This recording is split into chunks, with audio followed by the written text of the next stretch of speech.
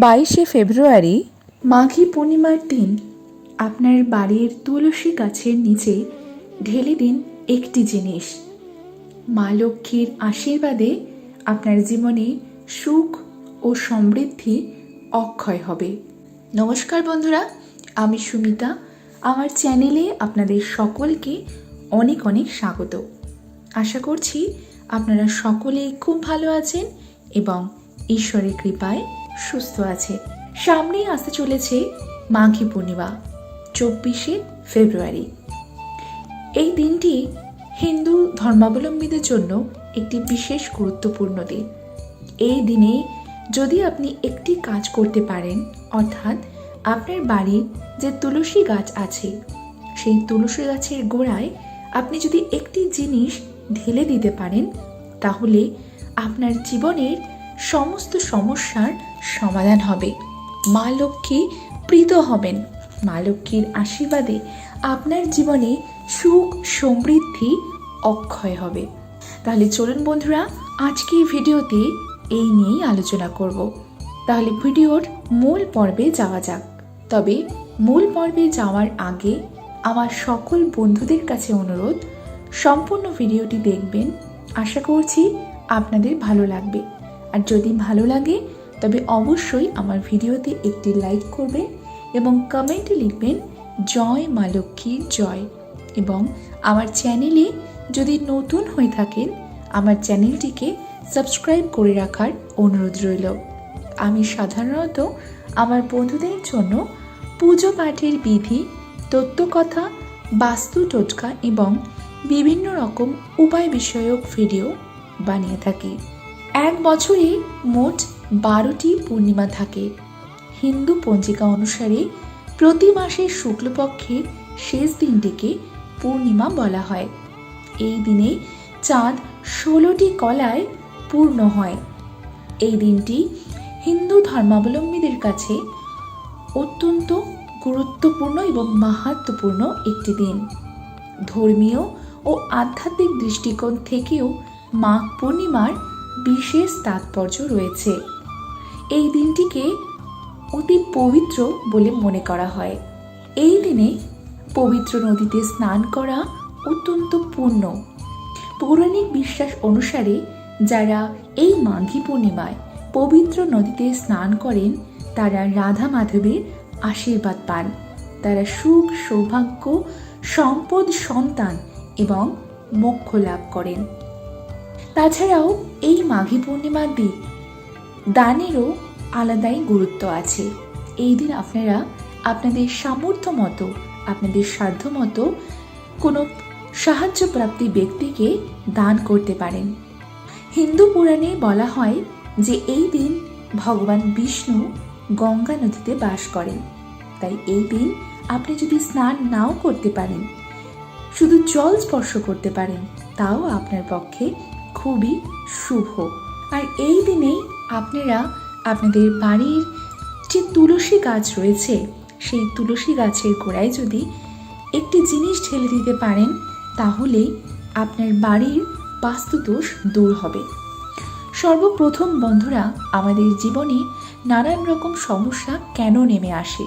কারণ আমাদের যদি বাড়ির বাস্তুদোষ থাকে অথবা বাড়ির চারপাশে যদি নেগেটিভ শক্তি প্রভাব বিস্তার করে।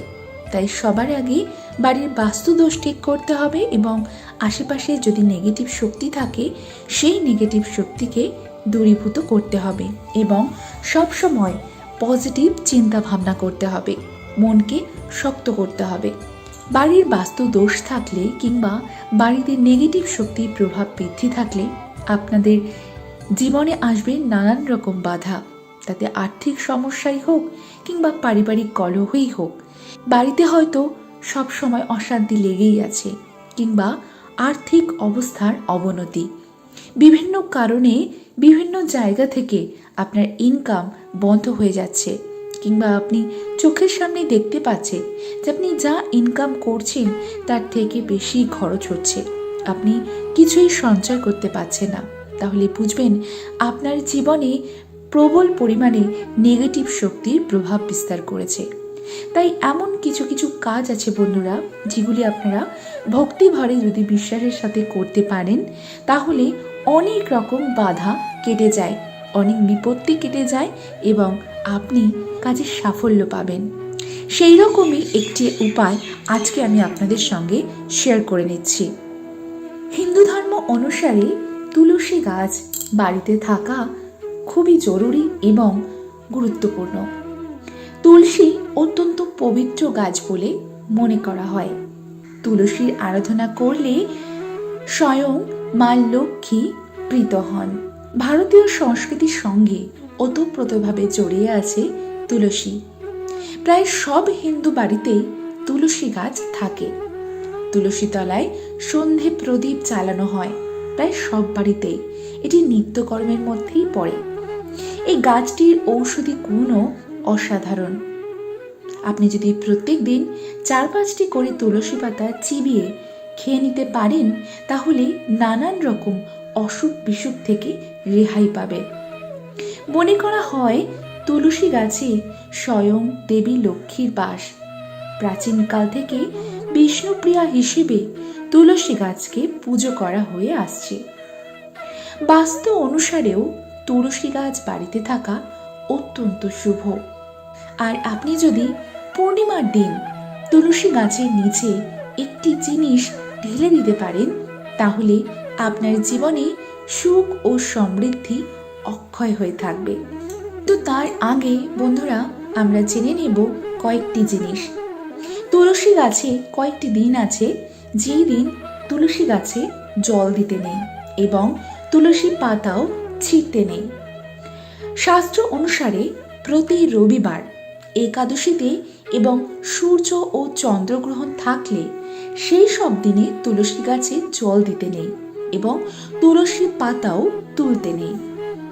এছাড়াও সূর্যাস্তের পর কখনোই তুলসী গাছের পাতা তুলতে নেই, না হলে মা লক্ষ্মী রুষ্ট হন এবং সেই বাড়ি পরিত্যাগ করেন বলে প্রচলিত বিশ্বাস। তুলসী গাছ যদি শুকিয়ে যায়, তাও অনেকে আছে সেটি রেখে দেন, কিন্তু জেনে রাখুন এটি অত্যন্ত অশুভ। কখনোই শুকিয়ে যাওয়া তুলসী গাছ রাখবেন না। তাই নিয়মিত তুলসী গাছের গোড়ায় জল দেবেন। তবুও যদি কোনোভাবে গাছটি শুকিয়ে যায়, তবে সঙ্গে সঙ্গে সেটি সেখান থেকে সযত্নে সরিয়ে নেবেন এবং আপনার নিকটবর্তী যে কোনো জলে সেটি দিয়ে দেবেন এবং সেই জায়গায় অন্য তুলসীর চারা বসাবেন। তুলসী গাছের শুকিয়ে যাওয়া আর্থিক দৈন্যের ইঙ্গিত বহন করে। এছাড়াও আমরা অজান্তেই তুলসী গাছ বাড়ির যে কোনো দিকে লাগিয়ে ফেলি, কিন্তু তুলসী গাছ সবসময় বাড়ির উত্তর অথবা উত্তর পূর্ব দিকে লাগানো উচিত। কারণ বলা হয় উত্তর পূর্ব দিকে স্বয়ং ভগবানের বাস। এই দুই দিকে তুলসী গাছ বসালে তা সবুজে ভরে থাকে। তুলসী গাছে দিনে 6 থেকে 8 ঘন্টা রোদের প্রয়োজন। তাই তুলসী গাছটি আপনারা বাড়িতে এমন জায়গায় রাখুন যাতে সেটি পর্যাপ্ত পরিমাণে সূর্যের আলো পায়। এছাড়াও খেয়াল রাখবেন তুলসী গাছের তলায় অর্থাৎ তুলসী মঞ্চের আশেপাশে কখনো যেন কোনো রকম নোংরা না জমে। এতে মা লক্ষ্মী অত্যন্ত রুষ্ট হন। তাই সবসময় তুলসী তলা পরিষ্কার রাখবেন এবং তুলসী গাছের আশেপাশে যেন কোনো কাঁটাযুক্ত গাছ না থাকে সেই দিকেও খেয়াল রাখবেন। তুলসী গাছের পাশে কোনো কাঁটাযুক্ত গাছ রাখা অত্যন্ত অশুভ বলে মনে করা হয়। এইবার চলুন বন্ধুরা জেনে নিই যে আপনারা কোন প্রক্রিয়াটি করবেন। পূর্ণিমার দিন সকাল সকাল ঘুম থেকে উঠবেন। বলা হয় ব্রহ্ম মুহূর্তে ঘুম থেকে ওঠা অত্যন্ত শুভ। তাই আপনারা চেষ্টা করবেন ব্রহ্ম মুহূর্তে ঘুম থেকে ওঠার। ব্রহ্ম মুহূর্তে ঘুম থেকে উঠে ভগবান শ্রী নারায়ণকে প্রণাম করবেন এবং মাটিতে পা দেওয়ার আগে বসুমাতাকে প্রণাম করবেন। করে তারপর আপনার যে সকালের কাজকর্ম আছে সেগুলি খুব ভালোভাবে আপনি করে নেবেন। বাড়ি ঘর তোর খুব সুন্দর করে পরিষ্কার করে নেবেন, কারণ মা লক্ষ্মীর পরিষ্কার পরিচ্ছন্ন পছন্দ। যেখানে পরিষ্কার পরিচ্ছন্ন স্বচ্ছতা বজায় থাকে সেইখানেই মা লক্ষ্মীর বাস, এটি প্রচলিত বিশ্বাস। তারপর আপনারা স্নান সারবেন।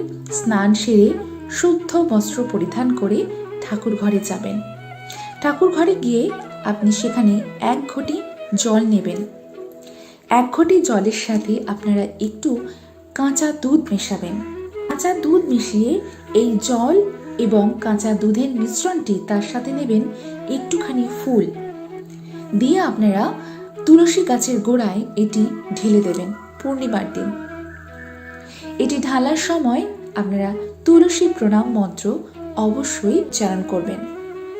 তুলসী প্রণাম মন্ত্রটি হল: বৃন্দাবৈ তুলসী দেব্যৈ প্রিয়াবৈ কেশবস্য চ বিষ্ণু ভক্তি প্রদায়িনী সত্যবত্যই নমো নমঃ। এই মন্ত্রটি উচ্চারণ করে আপনারা তুলসী প্রণাম করবেন। এটি আপনারা পূর্ণিমার দিন এই উপায়টি করবেন।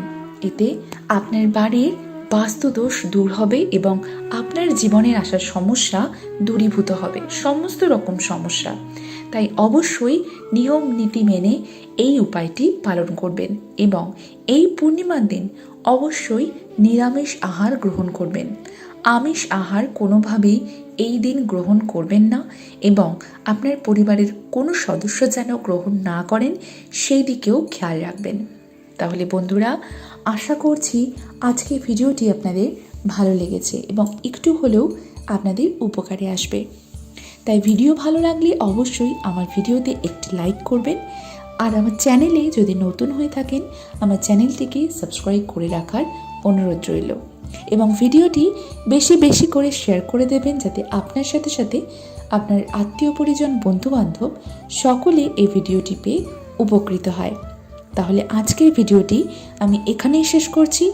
আবারও দেখা হবে আপনাদের সঙ্গে নতুন কোনো একটা ভিডিও নিয়ে খুব শিগগিরই। ততক্ষণের জন্য আপনারা সকলে খুব ভালো থাকবেন এবং ঈশ্বরের কৃপায় সুস্থ থাকবেন।